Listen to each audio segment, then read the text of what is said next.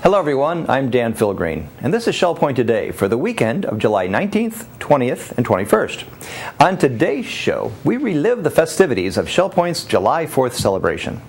But first, a reminder about an event for all you savvy shoppers out there. The Community Thrift Store has been up and running for 2 years now, giving residents a chance to volunteer in a fun venue and shoppers a chance to buy valuable items for a good cause. Now it's time to celebrate. Friday, they are holding an all-day celebration event where surprises will be popping up all over. They'll be offering free popcorn and soda pop. You can also pop a balloon and get a tag for extra savings. And the store is open extended hours from 9 a.m. to 5 p.m. So pop on in and enjoy the Pop-A-Tag event, celebrating the second anniversary of the Community Thrift Store. The store is located on McGregor and Gladiolus, right next to Planet Fitness. For more information, give them a call at 225-6529. Earlier this month, our celebration was for a different anniversary, the 237th birthday of America. Shell Point always parties in style, and this July 4th began with a good old-fashioned American barbecue in the Crystal Room, with music by Dan Klamoski. Then the party continued in the church auditorium, where staff and family members served up ice cream and apple cobbler.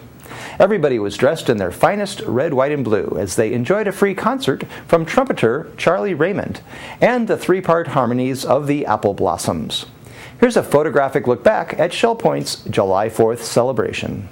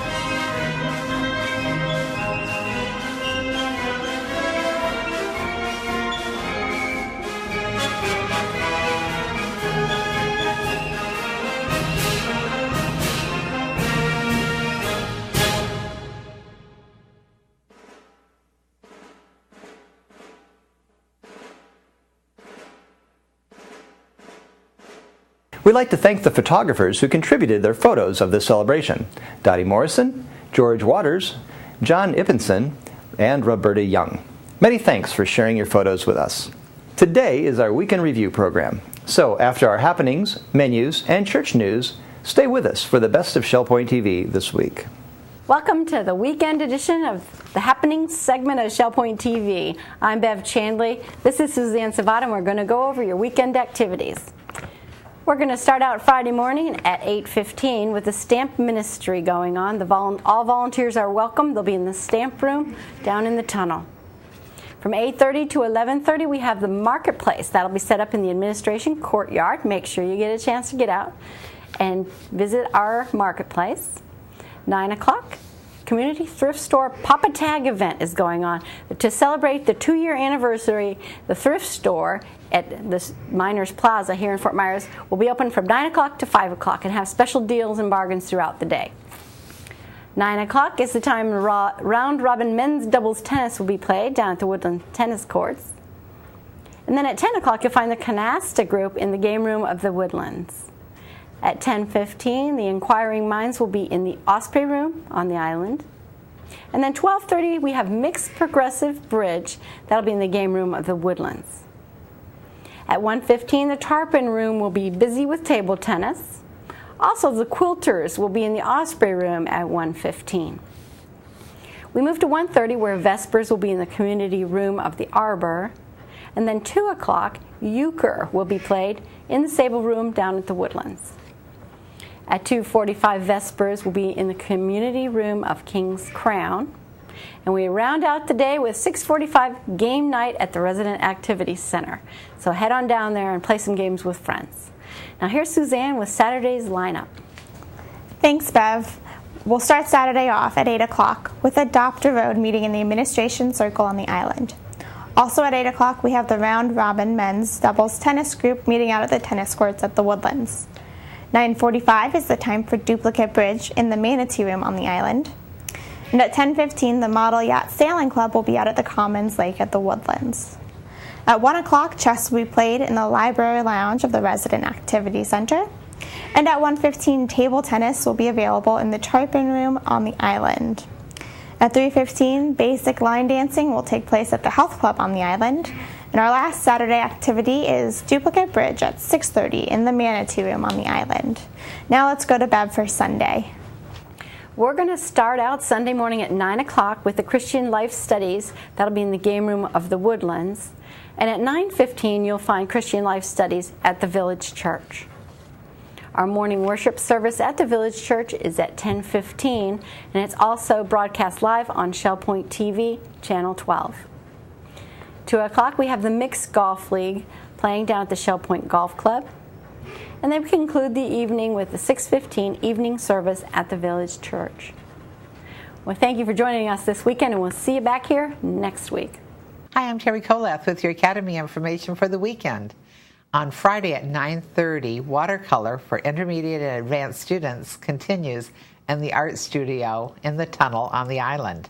I'd like to tell you about our new classes coming next week. On Monday, July 21st, we have American Portrait Artists, presented by Herb Sklar of Eagles Preserve. On Tuesday, the 22nd of July, we have the History of the United States to 1815, continuing with Professor Adrian Kerr. On Wednesday, July 23rd, we have the Legacy Seminar, To Serve and Protect, focused on estate planning. And on Thursday, July 25th, What We Learned Wrong in Civics class with Norton McKnight of Lucina. Menus for your weekend. In the Crystal Room, the Crystal Platter on Friday is fried haddock with steak-cut fries and braised cabbage. The dinner special is the seafood buffet for $14.95, and the soup of the day is New England clam chowder. In the Island Cafe for lunch on Friday, enjoy a barbecue beef sandwich with fries for $6.95. The dinner special is Chef's Choice for $7.95. Dinner specials in the Palm Grill on Friday are lamb chops for $20.95 or Yankee pot roast for $13.95. On Saturday, the Crystal Room is closed. In the Island Cafe for lunch on Saturday, enjoy a mile-high corned beef sandwich with coleslaw for $6.95. The dinner special is stuffed bell pepper with roasted potatoes and broccoli for $7.95. Dinner specials on the Palm Grill on Saturday are prime rib for $18.95 or baby back ribs for $15.95. On Sunday, the Crystal Room features its Sunday brunch for $17.50.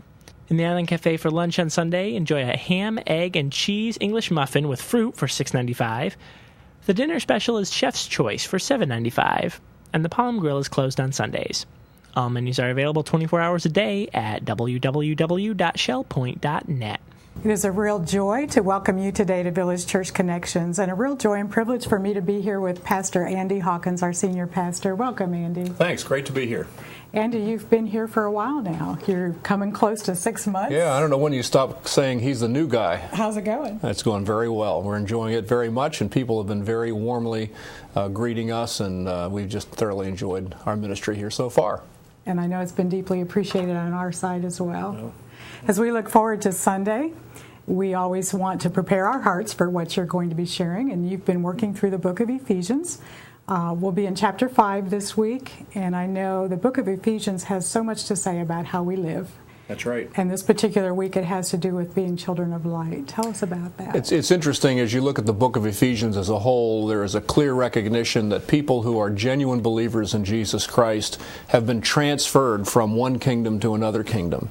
Back in chapter 2, you'll remember that we got to be the people of God, or saints, as the book of Ephesians calls us, by virtue of the regenerating work of Christ. God made us alive in Christ and seated us in the heavenly places in Christ Jesus. But even before we learned that, we recognized that we were dead in sin and trespasses, and so we belonged to one kingdom, a kingdom of darkness, before we really were affected by the gospel and were transferred into another kingdom. Well, that's one thing to enjoy contemplating in an abstract kind of way, but sooner or later you've got to come to grips with what that really means in a practical day-to-day basis. And so that's what the second half of the book of Ephesians is about. And in chapter 5, in the section that we're going to be looking at kind of in the middle of that chapter, we have a passage that very clearly indicates this is what you used to be like. Mm-hmm. And these are the kinds of behaviors and the kind of conduct and attitudes that you had in the former way of life. But now you're children of light. You've been transferred to another kingdom. What does that look like? And so it's a challenging passage because it encourages believers to make sure that we're living up to that high calling, as so many of the portions of Ephesians ask us to do. And so that's what we're going to be looking at, being children of light. It's a real testimony to the transforming work of the Holy Spirit in our lives. That's exactly as right. He works that out. And there are many applications of that among the people that we see in the village church as we talk to people and get a sense of their testimonies. Many of them have clearly come from what is clearly a place of darkness, and they've been transformed, and they really are living new lives in Christ, and it's exciting to see when that happens. Thanks. That's a wonderful testimony. And I know for the morning, Lynn Wheaton will be leading our worship, right, and we'll be sharing some special music as well. So I'm very much always encouraged by his ministry, and he has such a wonderful history in music ministries over the years, and it's a pleasure to be in a church with so many people like Lynn who can really lead us in worship. Absolutely. Then in the evening, we've got a special guest with us, Ruth Rogers' daughter Eunice, who is a missionary to Spain, is going to be joining her, and they're going to do a little bit of music together. That's right. And lead us in worship. And then you will be back into the story of Noah. What will you be sharing with us? Well, first of all, I just apologize for all the rain we've been having. It's usually been blamed on the Noah series in one way or another. I really don't think there's a connection. But we're going to be looking especially at Noah and his character in this particular message. It's not that God picked him because of his great character, but God's choice of Noah is one of those examples of what we've been talking about in Ephesians, in which someone found grace and then lived up to the high calling that God called them to. And so the nature of his righteousness, his intimacy with God, those kinds of things are the kinds of things that we'll see in that message that I think will be very encouraging to believers. This is the way believers should respond when God calls. And then we're also going to be looking at the nature of the ark. We often have very many misconceptions about the ark, and there are some fascinating dimensions of it that really tell us something about the nature of the salvation. Not only that God provided for Noah and his family and the animals back in those days, but that God provides for us in Jesus Christ. So that's going to be a wonderfully encouraging message, I think, in the book of Genesis. Great. Very exciting. We look forward to it, and this gives us an opportunity to know how to pray and prepare our hearts for what's coming. Great. So thank you. And thank you for joining us today for Village Church Connections. Have a wonderful day. It's time for our Shell Point TV Week in Review. And we began this week with a visit to the Brightest Horizons Child Development Center in Fort Myers. Hi Shell Point, my name is Melody Desolé. I'm the volunteer coordinator here today at Brightest Horizons Child Development Center with a very special woman. Her name is Tina Parsons. She's the executive director of this wonderful center. Can you tell me a brief history of Brightest Horizons? Because I know it didn't start out as Brightest Horizons. Sure. Brightest Horizons actually started out as the Lee County Mission Board in 1958. A group of church women got together and tried to determine how they could help the gladiolus field workers. Migrant workers at that time would come from all over the country, and they would work in the gladiolus fields, which were just along Gladiolus Drive. And a group donated the property here and built a meeting place, so the greatest need became childcare. So in 1974, Brightest Horizons started providing child care. Currently, we can care for children between the ages of 4 weeks and 12 years, and our mission is to care for children of low-income working families. We care for everyone, so we have a huge, diverse population. Right now, we have about 170 children enrolled. We're going to go through this door, which is the infant room. These are our infants as young as 4 weeks and as old as 1 year. As you can see, there's a lot of bright colors in here, a lot of variation of toys. Everything looks very immaculate and clean. There's diversity in the group. So this is a great center already, and I enjoy this room in particular with the infants. So we try to wait until the children are on their feet and walking, because as you'll see when we move next door, when we move into the toddler room, the children do not have cribs anymore, they're not in high chairs, and they really are making a big transition.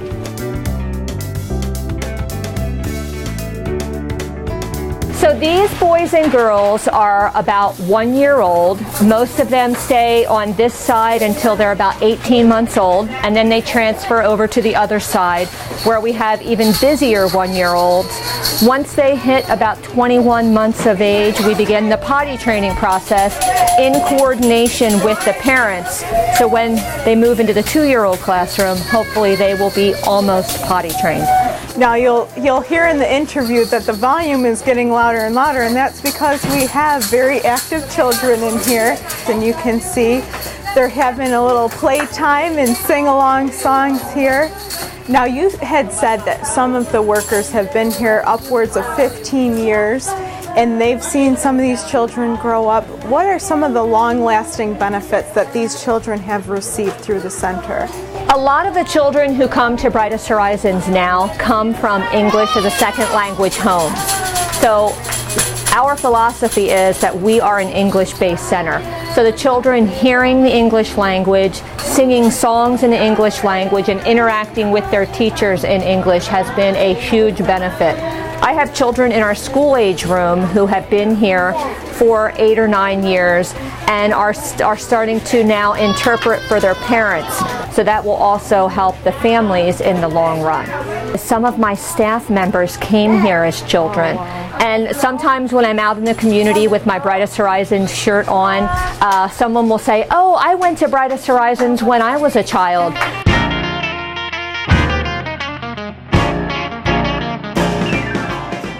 Now, Tina, we're in the above 2 range, right? Yes. And you had forewarned us, be prepared to get hugged when we walk in the door. And as you can see, these beautiful little children are so curious and so friendly. Can you tell us Are volunteers allowed to interact with these children? Yes, definitely. Volunteers play a big role at Brightest Horizons. We have volunteers who will come into the 2-year-old classroom. They may read stories, they may play with Play-Doh, they may just sit down on the floor and be that one-on-one time for the child that they don't usually get. The other thing that's important too is a lot of these children come from single parent homes, and they may not have any grandparents in the picture as well. So having other folks come in and get to interact with those children, different intergenerational activities, it really is a benefit to the children. And when would you need volunteers most? The center opens at 6:30 in the morning and closes at 6 p.m. Volunteers are welcome anytime it fits into their schedule. What I like to do is I like to bring a volunteer in, give them a tour, have them look at all of the different classrooms, and have them figure out where they think they might fit best. Someone may think they are interested in holding and rocking babies all day, but then when they get in there, they may decide, this really isn't the place for me. So I like to be very open, and we have so many different opportunities here that I like volunteers to be able to see where they fit best. This building was built in 1960, so it's about 53 years old. My teachers were able to paint all the wonderful child-inspired paintings out here, which has helped people stop in to say, I see you must be about children. Is there something I can do to help? Now, looking around, we see the progression of letters and numbers and family importance and things. Can you tell me about preschool? We're introducing the letter sounds. We're introducing them to counting. We try to encourage them to count as high as they can. They're working on one-to-one correspondence. They're working on figuring out that you put letters together to make words. And yes, they start that at 3 years old. It's absolutely amazing.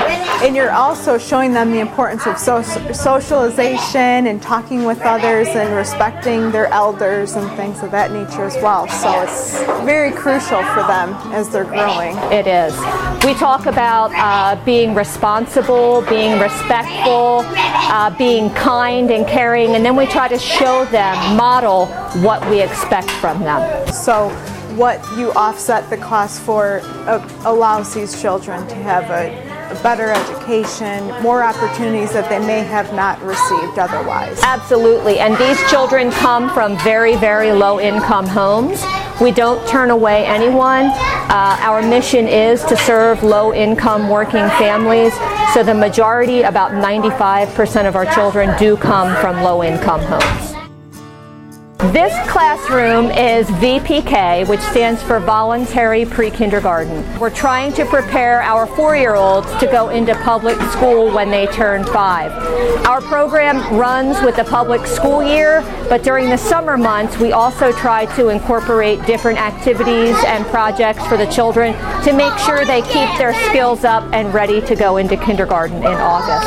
A lot of these children come to us at 4 years old not speaking any English. So I work with a group of about 30 or 40 volunteers who come in Monday through Friday morning for about an hour to an hour and a half.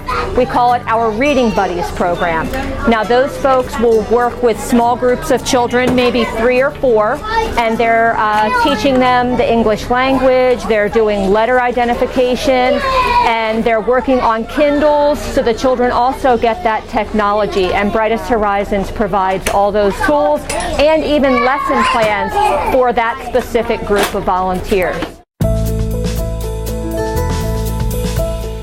Now, Tina, we're in the school age section of the center. Can you tell us a little bit about after-school care that you have here? Sure. A lot of our children come before they go to public school. They can be dropped off as early as 6:30 in the morning, and then they're walked right behind us to Heights Elementary by 7:30. Then they come back about 2:30, and that's when we have our homework hour. We really feel that it's important that we provide mentors and tutors after school because we have about 40 after-school children enrolled. I have 4 teachers that I employ, but having those extra hands-on to help those children with their homework during the school year is really important. Now, if a resident is interested, whether they want to take care of infants upwards of 12 years old, how would they start the process of volunteering here? The easiest thing is to go on our website, www.brightesthorizons.org. You can fill out a volunteer application online. You can bring it in person. If they want to stop by, if they're driving by in the neighborhood, they can do that. We can arrange a tour. We try to be very open and accepting whenever anyone stops by, if they're interested in volunteering, to let them know a little bit more about us and what those requirements might be. So what we've learned today, besides our ABCs and numbers and things, is that volunteers are really very appreciated here. They're needed. You can range from 4-week-old to 12 years old and everything in between. We need you, Shell Point residents, out at Brightest Horizons. If you want to take a tour, they're very welcoming here. The kids will give you hugs and everything else. And you can also log on to www.brightesthorizons.org to find out more information. Tina, thank you so much for the special time, and we appreciate you and what you do for these children. Thank you.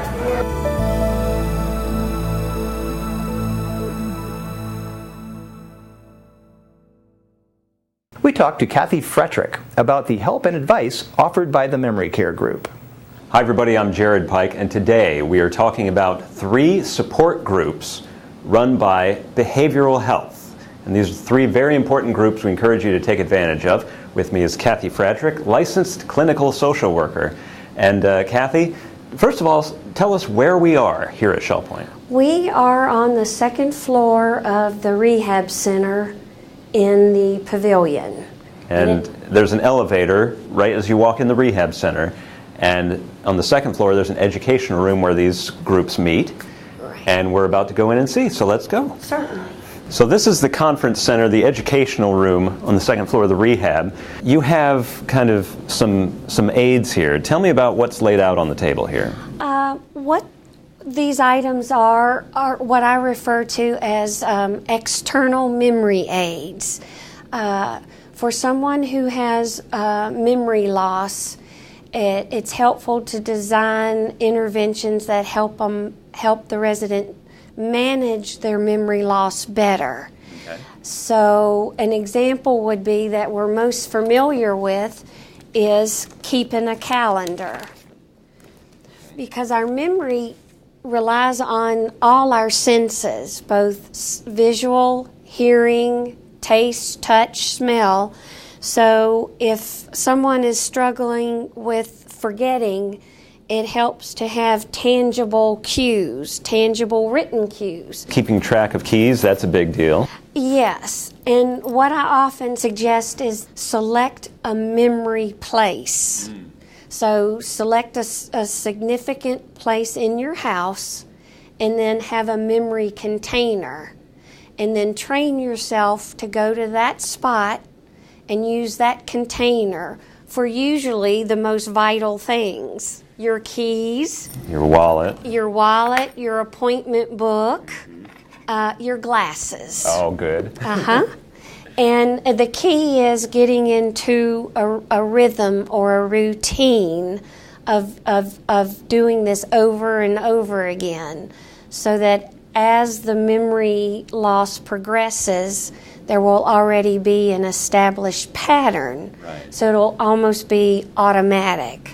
That's great. And there are a lot of these tips that exist. Once someone has a memory condition, there are steps you can take. There are positive steps, and you know a lot of them. Yes. And you're here to share them. Yes. I see a bunch here on the wall here, and you share them in kind of a group setting so that people can understand what each other is going through. Yes, I describe it and again use the verbal cues to educate the residents, but then I also demonstrate how to use the external memory aid. Now let's talk about the groups themselves, when and where they meet and how people get signed up, because they can't just show up, they need to sign up through your department. So talk about that for a second. All the memory care groups and the caregiver support groups, of course, are listed in the support group section of ShellPoint Life. And if someone is interested in the memory care group, then they can initiate a call to me, and it's important to set up that initial appointment. And tell us your phone number. 454-2073. So the two groups, the memory group and the caregivers group, they meet simultaneously on Tuesday mornings, every other Tuesday, so that one group is in one room and one is in the other, and you don't have to worry about what your loved one is doing. They're both right here. Right. But you also have a new group that's meeting in King's Crown on Wednesdays, is that right? And this group has kind of an extra special something to it. Tell us about the link between doing things in this new group and self-esteem. You were telling me about that. Oftentimes, individuals who have a memory condition may struggle some with their self-esteem, and having a specific task can give them a purpose and give them a sense of empowerment, and the fact that they're helping someone else then also enhances their self-esteem. And the tasks you were mentioning are things like birthday gifts. One of my group members said that's what he misses the most, is because he has to tell his wife, I need to go to the store. She asks, well, why? And if he says, well, I want to get you an anniversary card, it spoils the element of surprise. So the group is designed, the task is to collect greeting cards, and it will be a surprise. Well, that's great, and it's great for both. Well, we've been talking about memory groups and the groups led by behavioral health. There's a group for people with memory issues and also their caregivers, because they need special attention as well. They meet Tuesday mornings here on the second floor of the rehab center. And then there's a new group that also meets in King's Crown on Wednesdays. If you have any questions, call Kathy at 454-2073, and she can help you get signed up with any of these groups. For ShellPoint TV, this is Jared Pike. Mildred Daughter has a long history, not just with ShellPoint, but with the Christian and Missionary Alliance. Let's learn more. I was born in Flint, Michigan. I think most people in Flint was involved in General Motors. My dad worked for Chevrolet. My brother worked for AC Sparkplug. Another brother-in-law worked for Buick. And so we were definitely General Motors people. Because my cousin was a teacher, I thought I would like to be a teacher. When I was 14 years old, I wanted to be a missionary. In our church, which was an Alliance church in Flint, Michigan, every year we had a missionary conference. And one time I heard a missionary say, God can do that which no one else can do. And I had that in my mind the whole time. Yes, I'm going to college, I'm going to NIAC, but I thought I better talk it over with my parents. So I talked about it, and my father said, no, definitely not. You are not going to college. So that set my course in taking a commercial course in high school. And I had shorthand, typing, bookkeeping, and all that sort of thing. And I thought, I'll never get to college this way. But in 1944, my brother, who was married with 3 children, he decided he was going to NIAC. And so he was accepted. And my father didn't know it, but I had sent in my application and I was accepted. I loved New York City, and I still do. And NIAC was so beautiful. It's on that hill looking over the Hudson River, and there were like maybe only 500, 600 students at the time. It was so great to meet all these wonderful young people. And I had a good experience there. I learned a lot. So in 1947, I graduated from NIAC and went home for the summer. Well, I thought, what am I going to do now?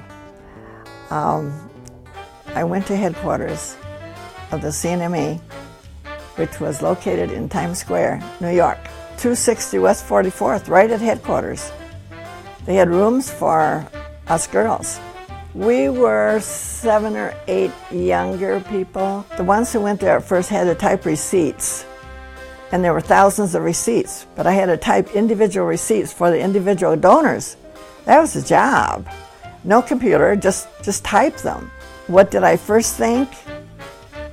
I think I talked an hour on the phone to my mother. I can't take this. The people are rude. If they bump into you, they don't say pardon me. They just keep on going. And I couldn't. I said, they're so hard-hearted. I can't stay here.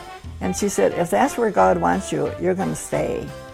And so in time, I accepted their ways. It was so noisy that I didn't mind that. That was excitement. That was really great. And when I went home to visit my parents, it was so quiet I couldn't sleep. I was so used to the ambulance, fire, everything going on, you know. It was exciting there. And I was there 4.5 years. So I can say Bill Amfer was there, Dr. Bailey. I have a picture of all of us together. It was just a fun time. Once in a while, the man who ran the elevator, it wasn't push a button, it was the crank that goes like this. And so sometimes when he was out for lunch, I had to take over the elevator. So, what floor please? And then, and that was kind of fun. And we had 6 floors. We had 6 floors there. So it was missionary conference time in the New York Tabernacle where I attended church. So I thought, I'm not going. I've heard this all my life, I'm not going. So I turned on the radio and I heard the most wonderful sermon on missions. I said, okay, God, if that's what you have for me, I'm willing to go now. There's an urgent need in the Philippines. Are you willing to go there? I said, what would I do? Well, you'll be in the office, shorthand, typing, bookkeeping. And I thought, I think I've heard that before. I hated the trip because I hate water. I'm not good on water. So 13 days on a freighter was really tough for me. Landing in Manila where it was hot and humid. People here in the States say it's so hot and humid. I say it is. I mean, because there's no comparison. Old Army Jeeps, U.S. Army Jeeps, and they had painted them colored, yellow, red, everything, and they were all waiting for passengers. In Manila, all you have to have is a horn, never mind the brakes, because they all merge. They're going someplace, and brakes are not as important as the horn. And so it's very noisy again. Am I back in New York with all the noise or what? Well, I was down in Zamboanga, which is pretty near Borneo. It's way down on Mindanao. They did have one street light. They put that on my last year there, they put a red and green light. They didn't know the difference between red and green, it didn't matter anyway. What did I end up doing? How much time do you have? I was in the office from 7 to 5 almost every day. Monday afternoon, I went to the government hospital and had a Bible class for the nurses. Wednesday, I went to prayer meeting. And Friday night, I had just for youth. I had about at least 80 young people, teenagers, and I spoke then. The downtown people want us to have a radio program. They had never been a really Christian radio program in the town. Who's going to do that? You are. Well, when would I start? Tomorrow. So I got together some of my young people. They could sing, and so they helped me along at first it was an hour.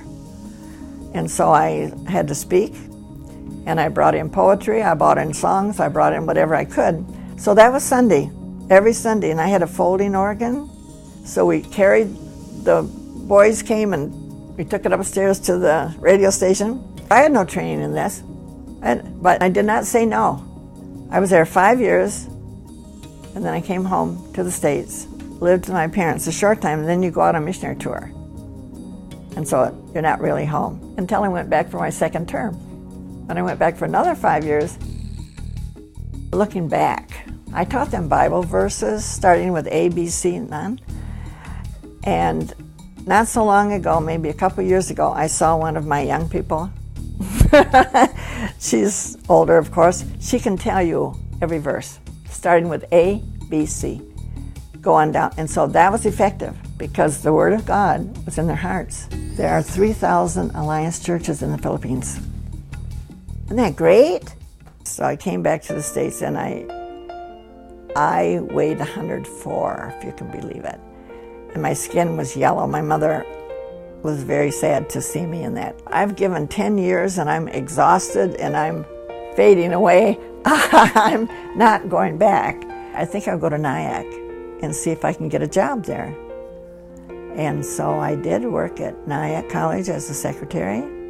I worked for Mr. Brewer, who was a resident here. I was his secretary. Now in '65, I did marry Gerald Smith, who had 6 children. He did the first brochure on Shell Point in 1967. He asked Dr. Bailey, what should I put in it? Put a palm tree, that's all we know. And so Shell Point had come along a little bit. I mean, the roads were still dirt. We got stuck in the roads and all that stuff. And I felt, you know what? If we could go to Fort Myers, it would be nice and warm, and we could go to the church here and all that, and we knew people, and I just thought that would be great, and I'd like to go back, go to Nyack. But when I go back, they give me a free apartment and arrange for somebody to take me out for meals when I'm there. I'm the queen. And so Jeff was telling us about a project that they wanted, and Jean, whom I married in 2008, because Gerald died 2002, Jean thought that would be really nice for us to do. So we told Jeff we would do it. Go ahead and build it. It's called the Daughter Gazebo. It's big enough for an orchestra to be in there, and for weddings, and even students. The teachers sometimes, when it's really nice, they'll say, let's go out and have our class in the gazebo. Isn't that nice? Herb Sklar is teaching an academy class about U.S. portrait artists. Let's learn more about it. Hello, I'm Terry Kolath, and I'm here today with Herb Sklar of Eagles Preserve. We're talking about his upcoming class in the Academy of Lifelong Learning, American Portrait Artists. Thank you for joining me, Herb. Oh, my pleasure. Well, I was looking for a way to celebrate America in July, and we've had all sorts of classes, history classes, art history classes, a class on civics, and we're so delighted that you're going to give your American Portrait Artist presentation. Oh, thank you. Yeah, it's fun. We're going to do painters and photography, but portraiture is really a genre within painting, and it's not about the likeness as much as it is about capturing the person's personality. That is such a challenge. And it is. And I start out this talk by showing 8 different images of JFK, done by different artists and different photographers. And you can see the likeness in every one, but some of them may have more what you believed his personality is, and then you can understand how the personality or the essence of the person within the portrait is so important. And it was Pablo Picasso who said, which is the biggest liar, the photographer or the artist?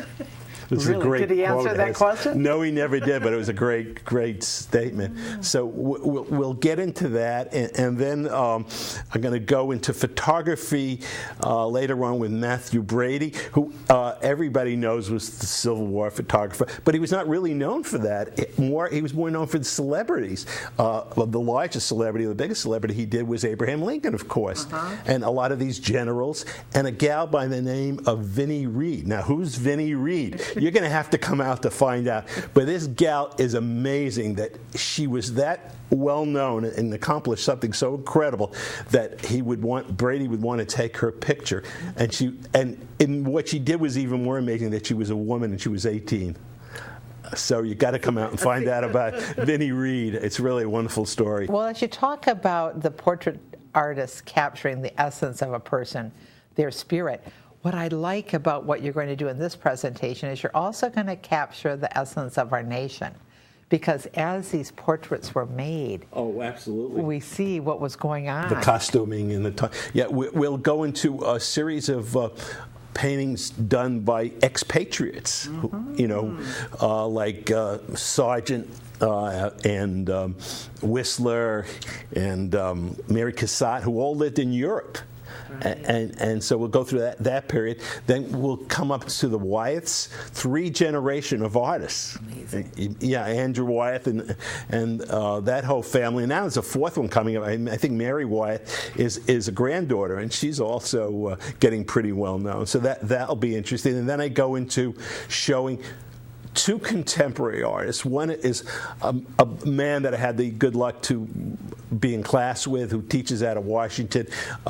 His name is Robert Liberace, and he's wonderful. And he is going to be so famous. He is now pretty, and I'll show some of his work. And then a photographer who's also pretty well established, who has the same last name as mine. His work has been in all the national museums. The Metropolitan Museum has bought 2 of his photographs, so I'll show you that. And then we go into amateur hour, and I'll show you some of my paintings. And that's where it's going to end. So we're going to take this little jaunt through the history of our country with portraits. It's amazing to me how the portraits can make history come alive. Oh, absolutely. And didn't we learn about war? What war really was like from the Civil War? Oh, absolutely. Brady brought the horror of war right to our face. He had 24 people in wagons running around taking these pictures. There were 2 to a wagon because they had to prepare the plate. It was called a wet plate, and they had to make it right before they took the picture. And so we'll talk a little bit about that and the cost of that. He went bankrupt because the government wouldn't pay for it at the end of the war. Really? Yeah, they gave him a small grant, but it didn't cover the amount of money. And what he's done? Yeah, his pictures are priceless. They're worth a fortune. Unbelievable. Well, again, we thank you. We thank you for this priceless look at American history in the month of July, as well as the beautiful paintings and photographs we're going to see. You're more than welcome. So we hope you join us Monday, July 22nd, 10 to 11:30, just an hour and a half to go through the history of our country by portraits with Herb Sklar. Louis Kimsey is a local clock repair specialist. We followed him on a recent visit to Shell Point.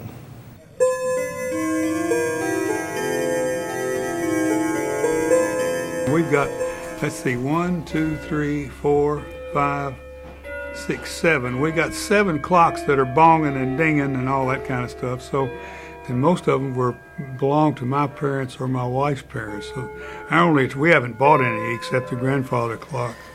The rest of them have all been in the family. And of course, the oldest one is the kitchen clock that's in the hall out there, and it goes back in my family 3 or 4 generations. When you move a couple of grandfather clocks, you got to get somebody to adjust them.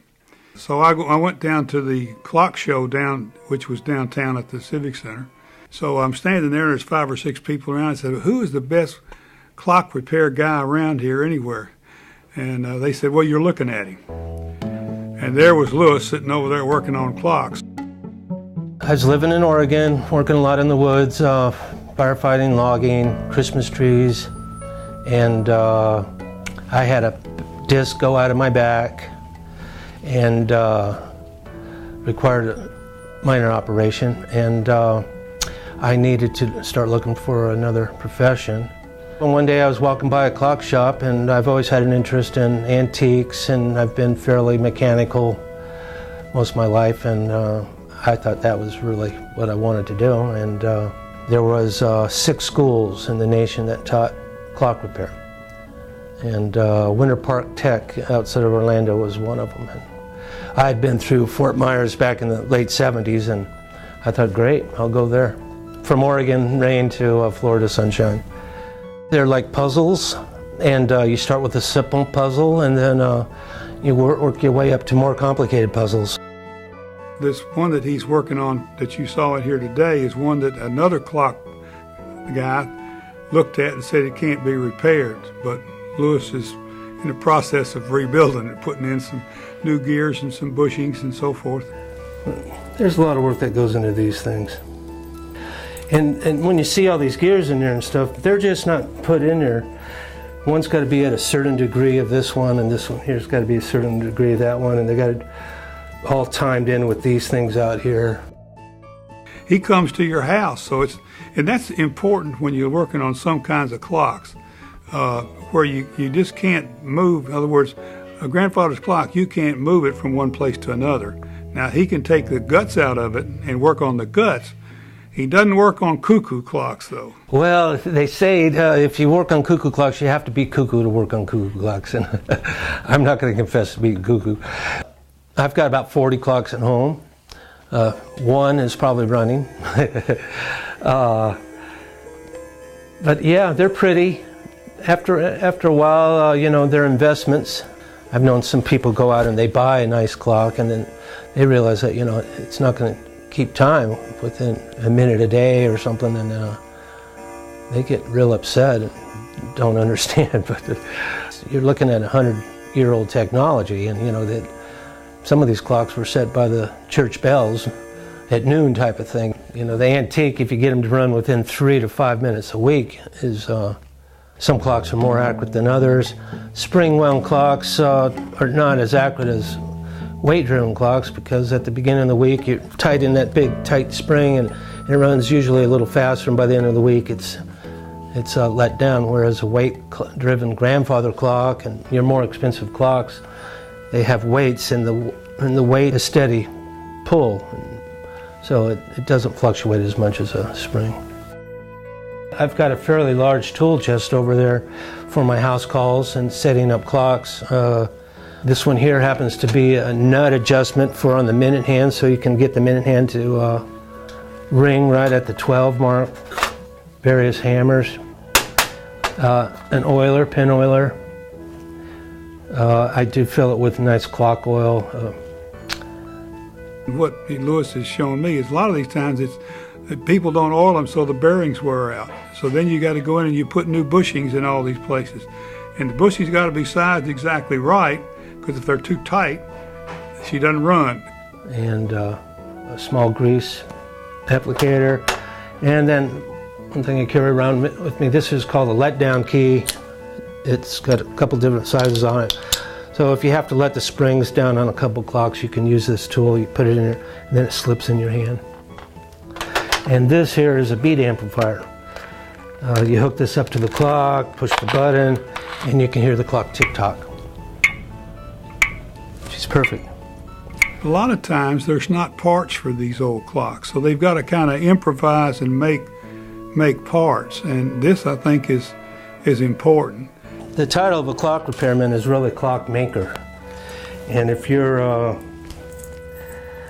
can't find a part, you've got to make it or modify something that will work.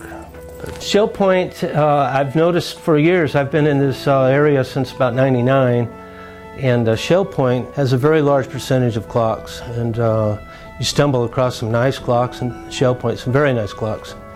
People at Shell Point really seem to love their clocks. I've seen them take them from one end of the island to another one, and I've met some nice people out here. And you can call me at 239-690-2318. And I'm making house calls sometimes, so you have to leave a message, leave it clearly, and perhaps repeat your phone number, because sometimes it doesn't come in clear, and it's nice to hear it. I'll certainly vouch for him. I think he's a winner as far as a clock repairman's concerned. I like it. Like I said, they're like puzzles. And as far as working, what better job could you have than working indoors? And I love my work.